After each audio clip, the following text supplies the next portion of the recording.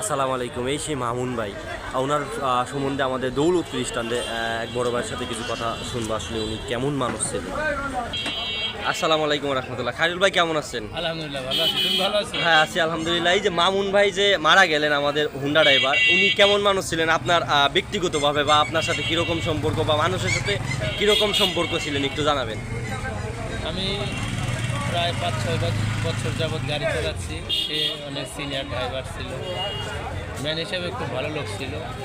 আল্লাহ যে হঠাৎ করে অনেকে নেবে আমরা সেটা কল্পনা করতে পারি না। যাক, সবারই যেতে হবে, আল্লাহ অনেকে বেস্ট নসিব দান করুক, এটাই আশা করি। ঠিক আছে প্রিয় বন্ধুরা, আমাদের মামুন ভাইয়ের মৃত্যুতে আমরা খুবই শোকাহত। কারণ হচ্ছে অল্প বয়সে এরকম মৃত্যু হঠাৎ খুবই কষ্টদায়ক। আমাদের হুন্ডা স্ট্যান্ডে যারা আমরা করতাম সকলেই চিনেন, আমাদের বাসামারাবাসী বিশেষ করে ওনার বেশিরভাগই যাতায়াত ছিলেন, সকলেই চিনেন, সকলেই ওনার জন্য দোয়া করবেন। এইটে মামুন ভাইয়ের ছবি যারা দেখতে চাইছিলেন, ওনার ফুলফিল ছবি আমার কাছে নাই। এইটা হচ্ছে আমাদের সেই মামুন ভাই, সকলে দোয়া করবেন ওনার জন্য। ধন্যবাদ সকলকে। আসসালামু আলাইকুম ওয়া রাহমাতুল্লাহ।